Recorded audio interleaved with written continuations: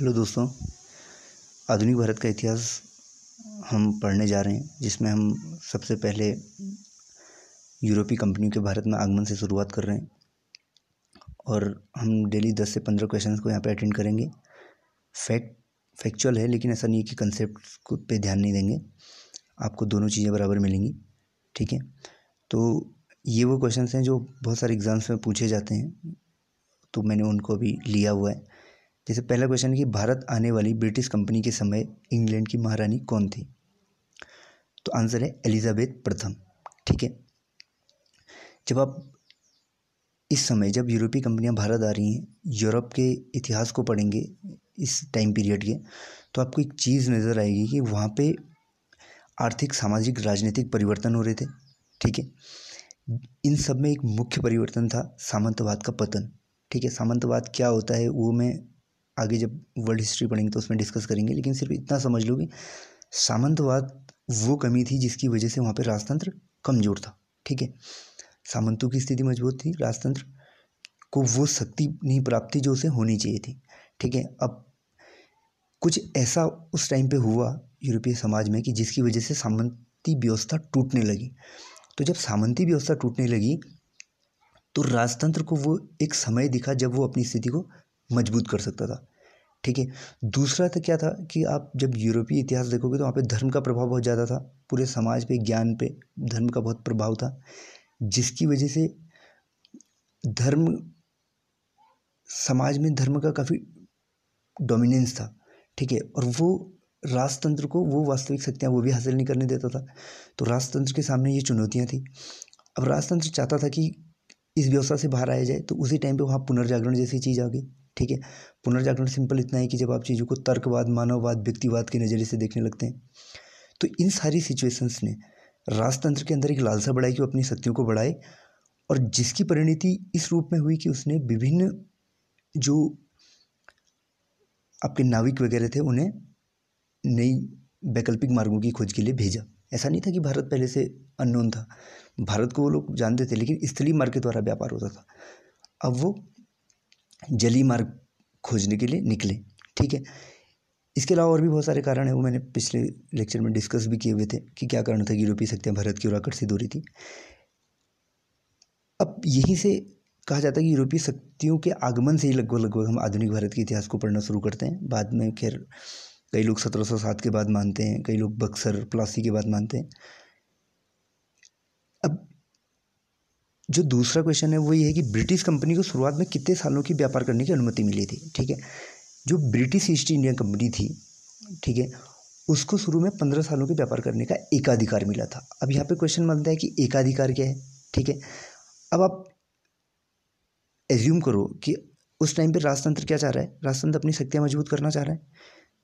इसके लिए कि उसे क्या चाहिए, रिसोर्सेज चाहिए, तभी वो अपने आप को मजबूत कर पाएगा, मजबूत सेना रख पाएगा, अपना एडमिनिस्ट्रेशन को मजबूत कर पाएगा। वो सबके लिए रिसोर्सेज चाहिए, और रिसोर्सेज आएंगे कहाँ से? जब आप यूरोप में देखोगे तो आज तो खैर जब औद्योगिकरण के बाद वो काफ़ी विकसित हो गए, लेकिन आप जब पूरी अर्थव्यवस्था कृषि पे चलती थी तो उस टाइम पे वहाँ पे कोई फर्टाइल लैंड नहीं है, तो इस वजह से उनके पास बहुत ज़्यादा रिसोर्सेज नहीं थे। इवन ह्यूमन रिसोर्स भी उनके पास बहुत कम था। तो उनके पास एक जरिया था कि वो व्यापार करें, क्योंकि यूरोपीय मार्केट में जो एशियाई उत्पादों की बहुत ज़्यादा डिमांड थी, जैसे सूती वस्त्र हो गए या आपके मसाले वगैरह हो गए। तो उसके लिए उन्हें चाहिए था कि अब सपोज़ 2 कंपनियां अगर आ जाएंगी यूरोप से, कोई कंपनी ए आ जाएगी, ठीक है, और एक कंपनी बी अगर आ जाएगी, तो आप ये समझो कि अब इन दोनों कंपनियों के बीच कंपटीशन होने लगेगा। अगर कोई ब्रिटेन की कंपनी है, ए कंपनी भी आई, बी कंपनी भी आई, दोनों के बीच कंपटीशन होने लगेगा। और दोनों क्या करेंगे, इंडिया से, जब वो इंडिया से माल खरीदेंगे, ये कंपनी अगर इंडिया से खरीदेगी, देखिए इंडिया से खरीदेगी और यूरोप में बेचेगी, ठीक है, तो इंडिया से इसको महंगा खरीदना पड़ेगा, ठीक है। इंडिया से इसको क्या करना पड़ेगा, अधिक से अधिक दाम में खरीदना पड़ेगा, और यूरोप में से कम दाम में बेचना पड़ेगा। तो क्या इससे फ़ायदा होगा? नहीं, मुनाफा बहुत कम होगा। और मुनाफा बहुत कम अगर हो जाएगा तो राजतंत्र को कोई फ़ायदा नहीं होगा, ठीक है। तो इस चीज़ से बचने के लिए राजतंत्र ने एकाधिकार दे दिया ईस्ट इंडिया कंपनी को, या चाहे आप डच कंपनी देखो, फ्रांसीसी कंपनी देखो, सब ने कोशिश की कि एकाधिकार मिले ताकि अधिक से अधिक मुनाफा कमाया जा सके और जिससे राजतंत्र से अधिक टैक्स या जो भी चीज़ें ले जिसकी वजह से राजतंत्र को मैक्सिमम रिसोर्सेज मिल सके। ठीक है, ये कारण था। अब अगला क्वेश्चन है कि पहली स्थायी फैक्ट्री अंग्रेजों ने कब और कहाँ और किसकी अनुमति से लगाई। ठीक है, देखो इसमें 3 क्वेश्चन है। ठीक है, एक चीज़ यहाँ पे इंटरेस्टिंग है कि स्थायी फैक्ट्री, आगे सेम क्वेश्चन डिस्कस होगा तो उसमें आपको इसका आंसर मिलेगा, पर ये समझ लो कि स्थायी फैक्ट्री उन्होंने सबसे पहले 1613 में सूरत में लगाई और किसकी अनुमति से, जहांगीर की अनुमति से। क्योंकि जब आप इनका टाइम पीरियड देखो 1600 के आसपास ये भारत में आए, कंपनी की स्थापना हुई, उस टाइम पे अकबर महान का शासन था। उसके बाद जब 1605 में अकबर की डेथ हुई तो उसके बाद जहांगीर सत्ता में बैठे और उस समय इन्होंने अपनी फैक्ट्री लगाने की अनुमति मांगी। ठीक है, अब कई लोग कहते हैं कि शुरुआत में ही क्यों नहीं उनको रोक दिया गया। ठीक है, कई लोगों का ये भी तर्क होता है कि भाई क्यों इंडिया में एंटर करने दिया गया। तो बात ये कि उस टाइम पे हमारे लिए लाभ ही था वो, क्योंकि भाई कोई बाहर का व्यक्ति आ रहा है, वो आपके मार्केट से सामान उठा रहा है, तो उससे आपको फ़ायदा होगा। आप टैक्स लगाएंगे, चुंगी कर वगैरह जो उस टाइम पे होते थे आप उनको लगाएंगे, तो जिससे राजतंत्र, यहाँ का हर एक राजतंत्र चाहेगा ना कि उसके पास अधिक से अधिक रिसोर्सेज आए, चाहे वो कहीं का भी हो। आज भी तो यही है, कोई भी कंट्री चाहती है उसके पास मैक्सिमम रिसोर्सेज हो। इसीलिए आप चाइना देख लो, इतनी विस्तारवादी नीति अपनाता है, सारे के सारे देशों को डेब्ट ट्रैप में फंसा के रख दिया है। ठीक है, तो ये ह्यूमन टेंडेंसी है, वो चाहता है कि अधिक से अधिक रिसोर्सेज उसके पास आएँ ताकि उसकी शक्ति बढ़े। ऐसे ही यहाँ के राजतंत्र ने भी चाहा। अब यहाँ के राजतंत्र कभी आप कल्पना भी नहीं कर सकते थे उस टाइम की वास्तविक स्थिति को देख के, तात्कालिक स्थिति को देख के, कि एक छोटा सा देश जिसके पास ना ह्यूमन रिसोर्सेज है ना कोई अदर रिसोर्सेज हैं, वो आके इंडिया जैसे इतने बड़े देश पे, इतने विशाल देश पे, जिसे सोने की चिड़िया कहा जाता है, इतनी रिच कंट्री पे आके वो अपना शासन कर लेगा और गुलाम बना लेगा। ये स्वयं अंग्रेजों ने भी नहीं सोचा था। लेकिन वो हम आगे देखेंगे कि किस तरीके से परिस्थितियाँ बदली काल के अनुसार और भारत गुलाम हो गया। ठीक है, अगला है कि ईस्ट इंडिया कंपनी का दक्षिण में पहला कारखाना कहाँ स्थापित हुआ, तो मछलीपट्टनम। ठीक है, दक्षिण में पहला कारखाना मछलीपट्टनम में हुआ और यही उनकी पहली फैक्ट्री भी थी। ठीक है, ये उसके बाद 1611 के आसपास यहाँ लगाई थी शायद, अगर मैं भूला नहीं हो तो वो सफल नहीं हुई, इसलिए बाद में 1613 में सूरत में स्थायी फैक्ट्री लगी थी। ठीक है, अब ये कि जहांगीर के दरबार में पहुंचने वाला पहला ब्रिटिश दूत कौन था। ठीक है, जहांगीर के दरबार में हॉकिंस पहुंचा, ये क्वेश्चन बहुत बार पूछा गया है, हॉकिंस पहुंचा। हॉकिंस की एक खास बात ये थी कि जब हॉकिंस वहाँ पे आया तो उसने फ़ारसी में बात की जहांगीर से, तो जहांगीर बहुत खुश हो गया। उसके लिए जहांगीर ने उसे कुछ अन्य इनाम दिए, जिसके साथ एक उपाधि भी दी, वो थी इंग्लिश खान की।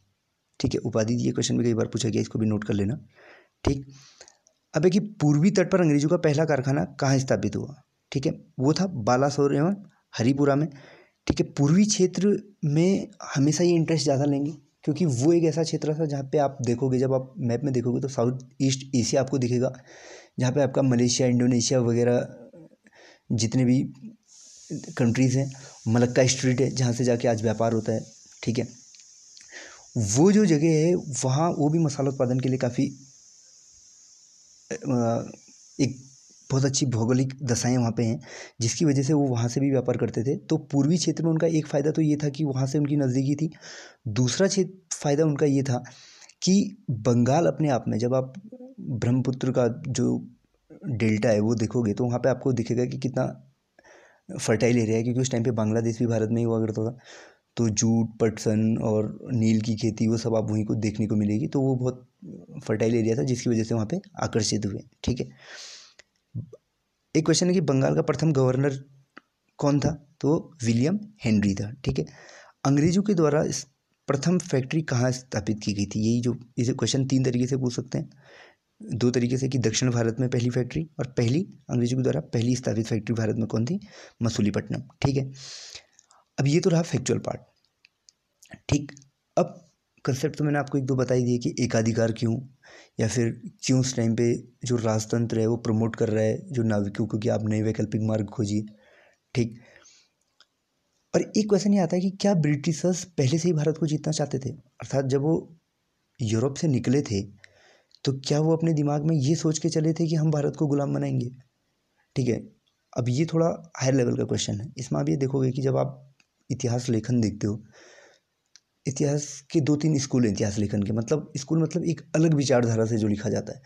जैसे आप देखोगे कि सबसे पहले आपको साम्राज्यवादी दिखेंगे, फिर राष्ट्रवादी दिखेंगे, फिर मार्क्सिस्ट दिखेंगे, और फिर आपको संशोधनवादी इतिहासकार दिखेंगे। यहाँ पे एक शब्द आ रहा है वाद, ठीक है। जब आप वाद शब्द देखोगे तो वाद शब्द होता क्या है, ठीक है। वाद शब्द जब भी आए तो आप ये देखना, एक नज़रिया, एक चश्मा, ठीक है। वो एक क्या है, वो एक नज़रिया है किसी भी चीज़ को देखने का। मतलब अगर आप गांधीवादी विचारधारा की बात करते हैं, यानी कि आप गांधी से प्रेरित होके चीज़ों को, जो पॉइंट ऑफ व्यू गांधी का था चीज़ों को देखने का, उस पॉइंट ऑफ व्यू से देख रहे हैं तो आप गांधीवादी हो गए। समाजवादी, अगर आप समाज के लिए सोचते हैं तो आप समाजवादी हो गए। पूंजीवादी, अगर आप केवल पूंजी को ध्यान में रख के सोचते हैं तो आप पूंजीवादी हो गए। तो ये होता है वाद। तो आप जब देखोगे कि साम्राज्यवाद, यानी कि जो साम्राज्य के नज़रिए से लिखेगा, वो कौन होंगे? पश्चिमी इतिहासकार होंगे। वो क्या करेंगे, कभी भी ये लांछन अपने आप पे नहीं लगाना चाहेंगे कि ब्रिटिशर्स ने इंडिया को कैद किया या गुलाम किया, ठीक है। वो हमेशा कहेंगे कि हम आपकी अच्छाई कर रहे थे, आपकी भलाई कर रहे थे, और उसके लिए उनके अपने तर्क हैं। उनका जो जवाब देते हैं वो देते हैं राष्ट्रवादी लेखक। राष्ट्रवादी मतलब जो राष्ट्र, अपने देश के पॉइंट ऑफ व्यू से लिखते हैं। वो मतलब ये क्या करते हैं कि हर एक चीज़ को, चाहे कुछ भी हो, वो ब्रिटिशर्स ने कुछ भी किया हो, या मतलब एक अपने अहित से जोड़ के और उनके हित से जोड़ के देखते हैं हर एक चीज़ को। उसके बाद जो आए, जब इन दोनों का, जब तक मार्क्सिस्ट और संशोधनवादी नहीं आए, जब साम्राज्यवादियों का और राष्ट्रवादियों का आपस में क्लैश चल रहा था, तो उस टाइम तक इतिहास बहुत फैक्चुअल हुआ करता था, क्योंकि उस टाइम पे वो सिर्फ राजनीतिक इतिहास लिखते थे। कैसा लिखते थे? राजनीतिक इतिहास, ठीक है। उसमें ये लिखा जाता था कि कौन राजा कब हुआ, जन्म कब हुआ, राज्याभिषेक कब हुआ, उसने किस तरीके से अपना शासन किया, और उस समय की वास्तविक जो परिस्थिति थी उन पे ध्यान नहीं दिया जाता था, ठीक है।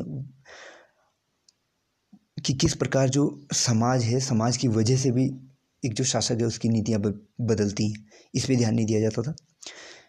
तो हम किस पॉइंट पे थे कि क्या ब्रिटिशर्स पहले से ही भारत को जीतना चाहते थे? तो राष्ट्रवादियों ने कहा कि हाँ, आप जिस दिन 1600 में आपने, जिस दिन आपके मर्चेंट्स ने बैठ के कंपनी की स्थापना की, आपके व्यापारियों ने बैठ के कंपनी की स्थापना की, उसी दिन आपने डिसाइड कर लिया था कि हम भारत को गुलाम करेंगे। जबकि साम्राज्यवादी कहते हैं कि ऐसा नहीं है, हमने बेखबरी के ही दौर में जीत लिया। मतलब जब हमने आपकी अव्यवस्था देखी बहुत ज़्यादा, तो हमें आप पे तरस आया, तो हमने आपको गुलाम कर लिया। जबकि जो मार्क्सिस्ट आए, तब इन्होंने बताया कि असली कारण क्या था। तो उन्होंने कहा कि ऐसा भी नहीं है कि वो शुरू में ही ये सोच के आए थे कि भारत को गुलाम करना है, क्योंकि भारत कोई रसगुल्ला नहीं था, ठीक है। और ब्रिटिशर्स की तो कोई शक्ति ही नहीं थी भारतीय शक्ति के सामने। और ऐसा भी नहीं है कि वो बेखबरी के दौर में जीत गए, कि उन्होंने कोई प्रयास ही नहीं किया और हम पे दया आके उन्होंने हम पे शासन किया। सच्चाई इन दोनों के बीच में, सच्चाई इस तरीके से है, जब आप देखोगे कि ठीक है, आप 1600 में जब आप 1600 में आए थे, तो आप ये विचारधारा लेके नहीं आए थे कि हम भारत को गुलाम करेंगे। लेकिन जब वो भारत में आए, ठीक है, जब राजतंत्र का ऊपर से प्रेशर बना कि और मुनाफा चाहिए, और मुनाफा चाहिए, और उनकी भी स्वयं की एक लालसा थी, तो उसको ध्यान में रख के उन्होंने जब भारतीय समाज के या भारतीय जो संस्कृति है उसके खोखलेपन को देखा, भारतीय जो एकता है उसके खोखलेपन को देखा, तो उनके मन में विचार आया कि भारत को फूट डाला जा सकती है आपस में शक्तियों के बीच में। और दूसरी चीज़, वो एक ऐसा समय था जब मुगल जैसा विशाल साम्राज्य का पतन हो रहा था, तो उनके पास एक अपॉर्चुनिटी थी कि वो आके यहाँ पे शासन कर सकें, और उस शासन को, अपने शासन से अपने जो व्यापारी हैं उनको साध सकें। क्योंकि भाई जब एक बार शासन मिल गया तो आप क्या करोगे, अब आप पे कोई प्रेशर नहीं है, आप कोशिश करोगे कि आप बहुत ही औने पौने दाम पे यहाँ के सामान खरीदें और बाहर मार्केट में जाके बेचें, उससे आपका अधिक से अधिक फ़ायदा होगा। दूसरी चीज़ क्या होगी, जो भी यूरोपीय शक्ति भारत को उपनिवेश बनाएगी, उसके बाद पूरे देश का माल वही ले जाएगी, तो उससे एक फ़ायदा होगा कि अब यूरोप में भी उसको माने दाम पे बेच सकेगी। तो ये सारे फ़ायदे थे जिसकी वजह से ब्रिटिशर्स ने भारत को गुलाम बनाने की कोशिश की, गुलाम किया, ठीक है। तो आई होप कि आपको ये अच्छा लगा होगा, ठीक है। और क्रिटिकली एग्जामिन करें, ऐसा नहीं है कि दिल खुश करने के लिए लाइक कर दें या कमेंट कर दें, आपको जिस हिसाब से लगे उस हिसाब से करें। और कोशिश करेंगे कि कुछ दिनों बाद हम पॉलिटी के लेक्चर को शुरू करें, वहाँ पे हम MCQs की तरह नहीं करेंगे, MCQ से नहीं करेंगे, कुछ टाइम बाद, ठीक है। वो डिपेंड करता है आप लोगों के रिस्पॉन्स पे। Okay, thank you very much.